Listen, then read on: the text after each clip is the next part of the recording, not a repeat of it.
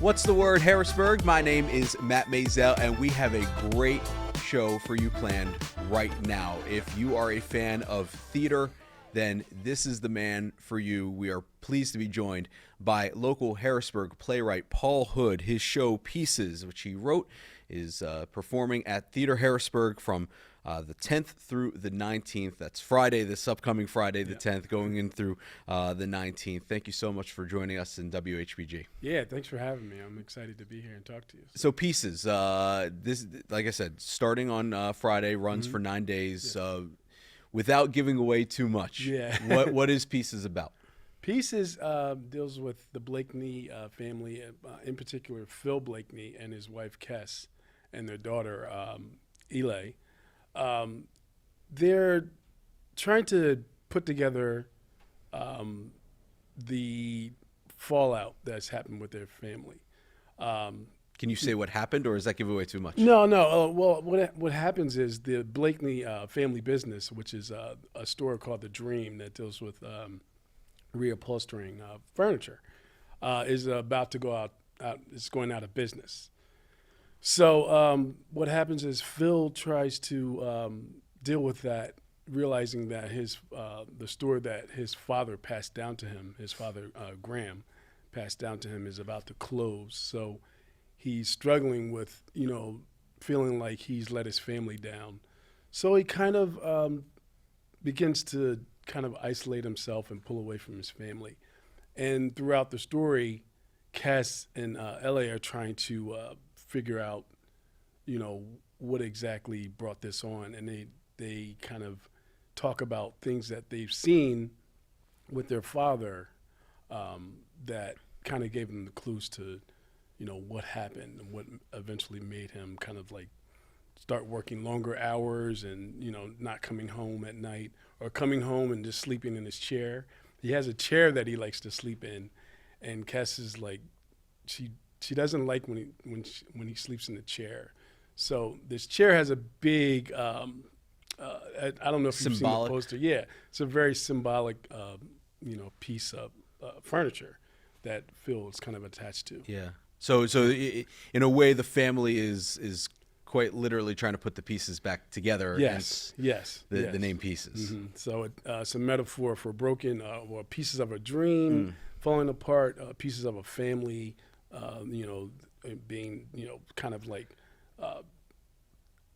pushed away from each other and moved around like furniture. So where do you have to go as a writer to get to a place where, when you're writing something like this, this type of family drama? Yeah. Where do you have to? What place do you go to try to find that inspiration to write about what are really heavy topics? Yeah. I kind of pull from things I hear and see. My day job is in education, so I work with young adults, and I listen to people, and I try to take bits and pieces of their experience as well as my own experience, and I reach back into those areas, and then I insert those into like characters or situations, when I'm writing. So I'm just pulling from life, I try to live life. If you're not living, you're not, listening, and you're not feeling. So I try to do a lot of that. And sometimes my girlfriend will be like, "Why are you so quiet?"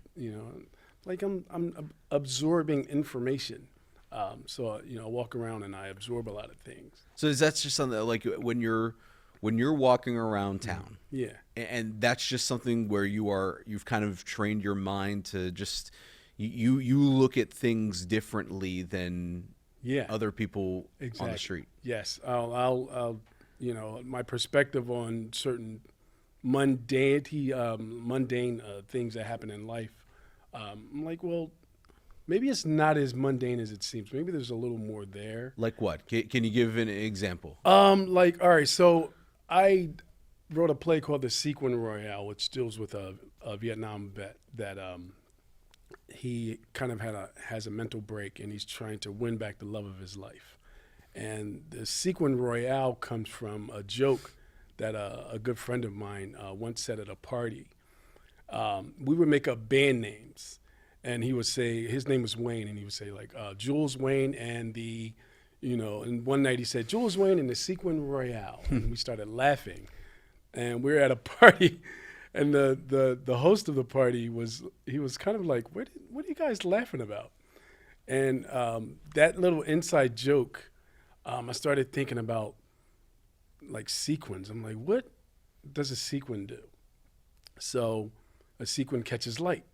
So I started thinking about this guy who was like so enamored with this woman that that's how he described her. It's like, oh, she was like a sequin that she shined, like brighter than anyone in the room. So that little moment became like this really kind of like twisted love story about a Vietnam vet trying to write love letters in the style of Bob Dylan's like rhythm and cadence. So yeah, I actually had a chance to workshop the play right over at Gambit Theater's old studio on Strawberry Square. Yeah. So thanks to Clark and Melissa Nicholson, they let me use their studio space to workshop the play. So yeah, it's, things like that become stories. Little odd things like that. So. And now you have a showpieces showing at Theatre Harrisburg from February 10th through the 19th. Yeah. Paul Hood is our guest on What's the Word Harrisburg. How long has theater been part of your life? Oh, wow. All right, so I was in my first play kind of accidentally at 19. It was actually at Theatre Harrisburg. It was called Harrisburg Community Theater then. Yeah, right. I auditioned for A Soldier's Play, which is a wonderful Pulitzer Prize-winning play. Now, I didn't get the role, but there was an actor that dropped out. He had to drop out suddenly, so I actually ended up getting the role of Corporal Ellis, which is a good role for like a beginning actor. So theater and film have always been a big part of my life. So like I would say, it started with film. I was writing poetry, so it kind of like morphed into theater, and I started really writing plays and concentrating on plays, and about 2008 actually. So I'm still pretty new at the art form. So I mean, I get late teens is when you would say you'd start. Was it something that, because you hear a lot of times actors will have participated in high school musicals. I mean, that's the entry point for so many people, but you kind of came in after that. Yeah, I was an athlete in high school. What'd you play? Football, actually. Okay. Yeah, I was a very skinny tight end for Harrisburg, class of 92. So yeah, I was an athlete, and I was really into movies and reading, and so I wanted to kind of explore that. What was the forgive me for kind of like diving into this, because a lot of times you don't hear the world of athlete into actor. There are plenty of instances, but a lot of times, especially in high school, there's a stigma attached to which separates those two, and it's an unfair stigma. But it's a stigma nonetheless when you've got jocks and you've got the theater kids and you've got the marching band and so on and so forth. So how did you kind of bridge that gap? What was the connection that led you go from macho football tight end to deep, pensive thinking actor? You know what? I didn't even think. For some reason, I don't remember like having this weird like, oh wow, what am I doing moment. It was just like, this is what I like. This is what That's awesome. Me. Yeah. So I was like, forget what anyone else said. This is what I like. Yeah. I was like, I like sports, but I really love being around artists and being in the arts. So I enrolled in the Harrisburg Arts Magnet School, and that was it, man. I fell in love with like theater, television, film, anything that had to do with art. Was there something that you saw in the early 90s that kind of unlocked that for you? Oh yes, it was Spike Lee's "Do the Right Thing." Okay. So I went to That'll the do it. Yeah, That'll Spike Lee, especially around the early 90s when he was doing some of his best work. So I went to see "Do the Right Thing," and the opening montage with Rosie Perez, right, dancing. It's iconic. Yeah. I was sitting there going, I want to make movies like this. I want to write and create things like this. Like this thing, I was so enraptured with that movie. Like I still watch it. And now that I'm older and wiser, I can really see like a lot of the art in the film and a lot of the symbolism and like these amazing characters. Man, rest in peace, Ossie Davis. He was just so amazing in that movie. But that movie inspired me. So yeah, it was Spike Lee, man. It brought me, like, took me to the point where I was like, all right, this is what I'm doing. So that's awesome. So you start exploring that, and what was it that kind of you go from actor to writer and trying to focus your attention on being a playwright? Yeah. What was that turning point like for you? All right. So I had started. I went through this like really weird progression where I started writing poems. So I didn't realize what I was doing at the time, but it was kind of like my own apprenticeship with the craft of writing creatively. So I started writing poems. So my love of film. So I was like, oh, let me take little themes in my poetry and turn those into like little short stories. Started writing short stories. Short stories morphed into little short screenplays. Screenplays then became plays. So I was teaching myself the craft of writing, working on theme, rhythm, language, writing something very interesting in a small space. So I was doing all of that.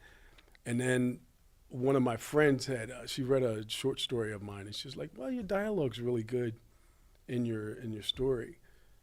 She was like, you should probably write screenplays. So I took what she said, and I was like, well, no, dialogue is more a play. In film, you're showing more. So it's I always tell when I do writing workshops, and people say, well, what's the difference between a play and a film? I'm like, in a film, you're showing everything. Everything has to be, you have to see it. You have to, there's more show. In a play, your characters are painting pictures with their words. Interesting. So I grasped onto that, and that led me to writing for the stage. So like one of the things that I've never acted in a play before. I did 4 years of High School Musical. I've loved the theater from as early as I can remember. My dad just instilled that love in me. I remember being in the car like when I was 5-6 years old, and he had CDs of classic shows, and I just remember long car rides where we'd listen to Phantom and we listened to Les Mis and a chorus line, and so from that young age, like that instilled in me. So I did 4 years of High School Musical, never acted in a play, and I always felt that, and you can correct me if I'm wrong, that the ability to act in a play lends itself to a lot more, I hate to use the term ad lib, but a lot more expression in what you can do, as opposed to a musical where you're following specific dance steps, you're following specific lyrics in a song and the script that leads up to the song. Is that, as someone that has focused solely on plays, does that make any sense? Is that right? It makes a lot of sense. All right, so in musicals, when I've worked with directors, or if I'm directing a show myself, in a musical, as you know, everything's much bigger. There's flashy jazz hands. Jazz hands. So there's it's all Fosse. I mean, it's all Fosse. It's all Fosse. Yeah. So bigger, more animated. It's still acting. There's some great musicals. Sweeney Todd's one of my favorite. But with a play, it's peeling away a lot of the other layers. So with a straight play, they call it, or kitchen sink theater is what the term is in the world of stage acting. You're peeling away all of that, and you're getting really down to what is working internally with characters. And I like that. I like picking things apart and analyzing text. So yeah, that's the difference. It's just a more stripped down way of telling a story. You get right to the bones of it, and and the heartbeat of a story. So I want to get back to pieces, Yeah. because that's why you're here. You're here to promote your show. We want to promote the show. We want people to show up to Theatre Harrisburg between February 10th and 19th to see your show Pieces. Yeah. What did you have to kind of tap into to write this show, or is because of the subject matter, how it deals with businesses closing and things like that, this is just a natural part of the world today, that people deal and see with, that it made it maybe easier to kind of tap into? I had to, and that's a great question. I had to tap into what it means to have people depend on you, and then you don't live up to that. How does that affect a person? Does some people, they kind of, they take on other things to placate that angst. They might become addicted to something, or they might, have irrational behavior, or things like that. And I was like, what if there was someone that just kind of was like, all right, I know what's happening, so I'm just gonna go off and let it ride out, and my family can rebuild themselves. Maybe, I don't know, because I failed. And I know it sounds harsh, but everyone handles failure differently. So I had to reach back into like parts of my own life where I might not have come through, or I might have failed at something, and how did it make me feel, and how did I want to handle it, as maybe like a young father, or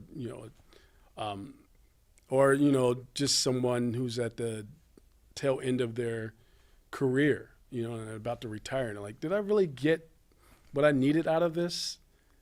And I feel like I just wasted all of these years. So what am I going to do now? Or, and these people depend on me. So sometimes you have to find it. Yeah. Other times, like you just alluded to, you might rely on your own personal experiences. Were there personal experiences that you had to go into to kind of find this? Oh yeah. Like my 20s. Oh my goodness. Like the earlier part of my life, when I was, you have this long period where you think about being a writer before you actually start writing. So I went back to that, like the starting and the stopping. And I published my first short story when I was like 25, 26. I didn't write again for another 5 years. You would think, oh, that would jumpstart everything. But I kind of was wandering around, floundering, living all over Harrisburg. I must have lived in every part of this city. And I think I did what I call an Ed Albee tour, when Ed Albee was younger and he moved to New York. Or even like Andy Warhol. Andy Warhol, early in his career, lived all over New York City, and, soaked up a lot of the experience of living in a major city like that. And then all of a sudden, he had all of this,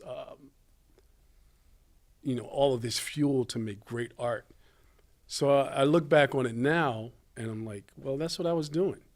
I might have felt at the time like I wasn't doing anything with my life, but I think I was just like taking mental snapshots of things that I can use now in my plays. So I spent 10 years working on a series of plays that deal with like all of these different people in an urban setting.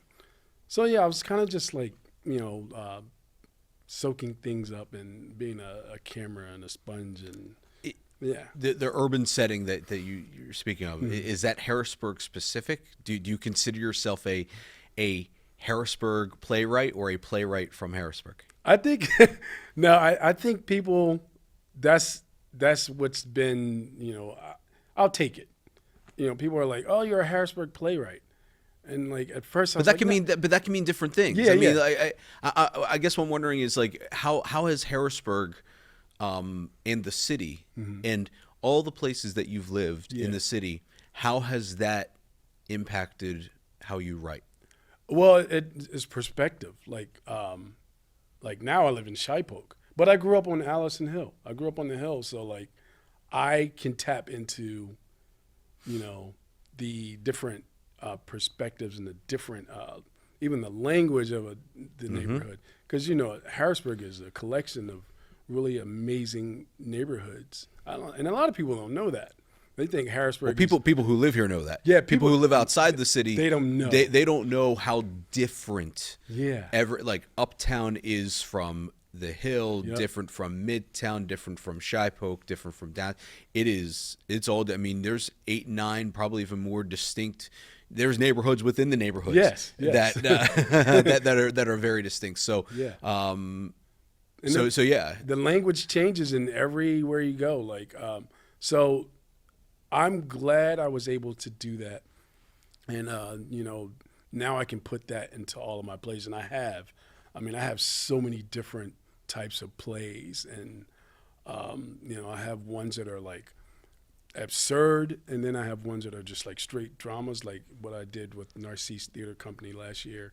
They did one of my plays called Kill Keller, which is basically about my teen years living with my controlling stepfather.